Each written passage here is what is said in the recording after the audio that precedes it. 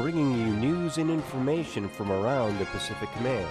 This is your AFN Pacific Report.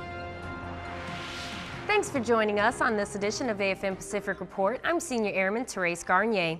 After weeks of review, Defense Secretary Chuck Hagel announced on Tuesday that most of the department's civilian employees will be required to take 11 furlough days beginning July 8th, one per week through the end of the fiscal year, which is September 30th.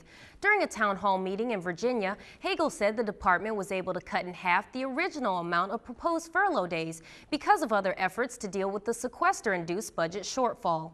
While the secretary was pleased at being able to reduce the number of furlough days, he couldn't predict what might happen with fiscal year 2014. I can't guarantee you that we're not going to be in some kind of a similar situation next year. I'm not predicting it. I'm not saying that that's going to happen.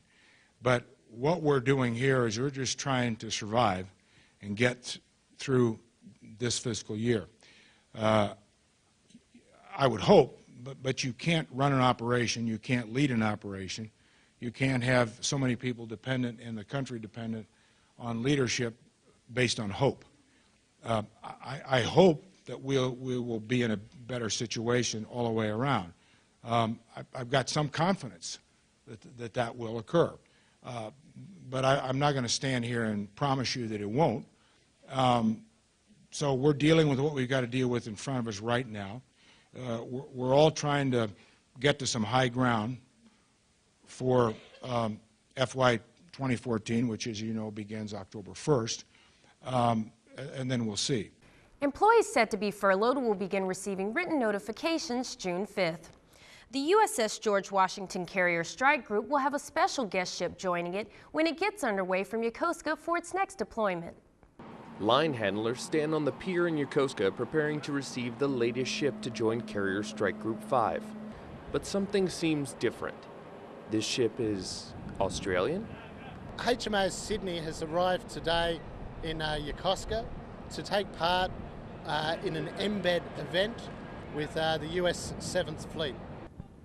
The Australian frigate will embed with USS George Washington for the next 3 months and receive valuable training on the U.S. Navy's Aegis combat system. The Australian Navy are getting 3 new destroyers. Those destroyers will have the Aegis system on board, so we're very interested to learn air defence procedures.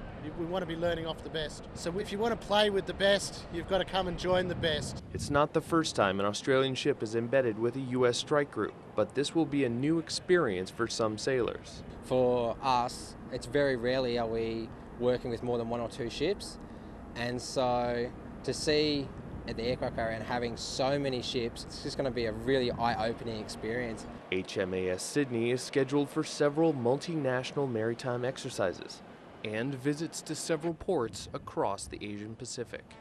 Petty Officer Kirk Putnam, Yokosuka Naval Base, Japan.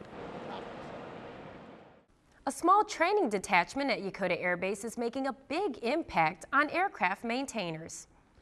These airmen are learning how to take apart and reassemble a T-56 engine, the type of engine that powers Air Force C-130 cargo airplanes.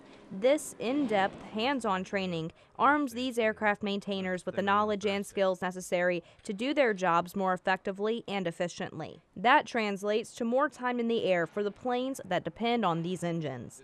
This advanced training comes courtesy of a field training detachment located at Yokota. The reason people attend this class is so that they can get a very slow and detailed process of how to break down an engine into its core components, do the inspections very slowly, and get as much information and detail as possible about the rebuild process.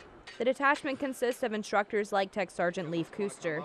He knows what approach works best for these students. By the book, but informative and engaging. I try to get the students involved in the learning as well so that they are more personally invested. Maintainers are typically hands-on learners, so we try to give them exactly what they need to be able to learn and succeed. As far as Kuster is concerned, this hands-on approach beats trying to teach in a classroom environment. Teaching hands-on is much easier for maintainers as well as the instructor because I don't have to refer to something on a PowerPoint. I don't have to find the picture. We can hold it in our hands and demonstrate exactly what's going on in a 3D space. And Kuster understands the level of instruction that is best suited for his student. He's very informative, he's very patient, he explains everything in the detail that the younger students especially need. He's really attentive to the experience levels of us older members, that we don't need a breakdown of the core basics. We need a little bit heavier information to keep us interested and keep us learning. The field training detachment at Yokota is one of the smallest units on base. But with instructors like Tech Sergeant Leif Kuster, their small size doesn't diminish the large impact they have on the roughly 200 aircraft maintainers they serve each year. Marine Corporal Crystal Kuster, Yokota Air Base, Japan. The motto of the Boy Scouts is Be Prepared, so it's not surprising that the Asia West District Boy Scouts of America held a bone marrow registration drive in order to be prepared should anyone need a potentially life-saving transplant. Service members, their families, and civilians stopped by the Yongsan Exchange to register as possible donors. This registration was comprised of a few simple steps. Read the instructions, rub some cotton swabs in their mouth, and fill out some contact information. I think it's a great thing. I think everybody should be able to come and actually register. You never know if your fellow soldier or a family member will be in need of your donation.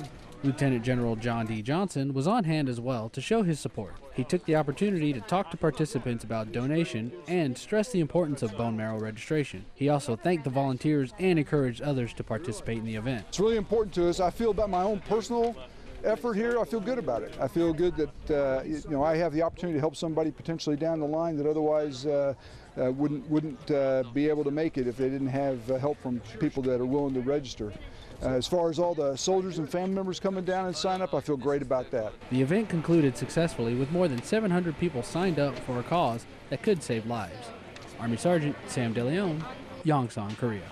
Coming up, the season of yellow dust explained. But first, let's take a look around the Pacific Command in today's snapshots.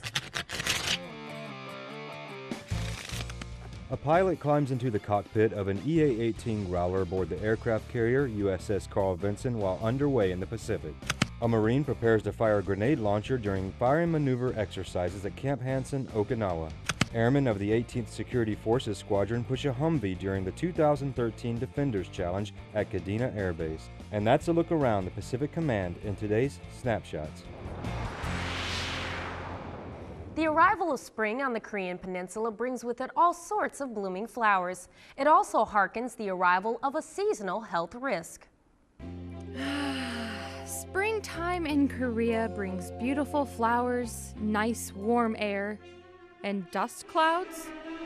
The seasonal Asian dust, or hwangsa, affects much of East Asia, but just where does it come from? The main source reason is over in China. It's the Gobi Desert and the Loess Plateau, which is northern central China up into Mongolia. The elevations of the Gobi Desert and the Loess Plateau, they're like 10,000 feet or so they're really high elevations. So those low pressure systems sweep down through that area, stir up the dust in those regions, and as that low pressure continues to push across Korea, it gets wrapped up in the atmosphere. Now that we know where it comes from, we need to learn some of the health effects of Asian dust. In the general population, you can get something as easy as just irritation to your conjunctiva or the white parts of your eyes. You can get irritation to your ears, throat irritation. However, in patients who have known lung problems such as COPD, emphysema, or asthma, they can get exacerbation or worsening of those chronic medical conditions.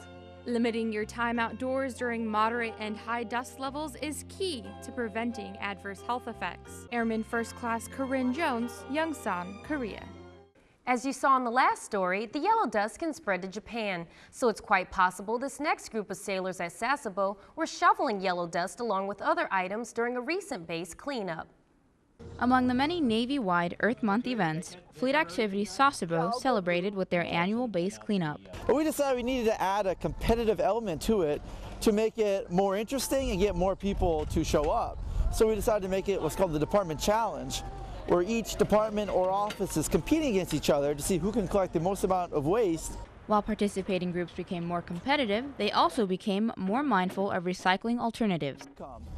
This facility sells the recyclables that are brought here, and we generate income that goes back to the base, be it through MWR, occupational health, safety, pollution prevention programs. So when you recycle, you have a direct effect on the amount of money that this base can use for great and wonderful programs that are enjoyed by all. Participating groups vied for first place to receive the title for the departmental challenge and a pizza party. The team with the most, Port Ops. Seaman Sarah Villegas, Fleet Activities, Sasebo, Japan.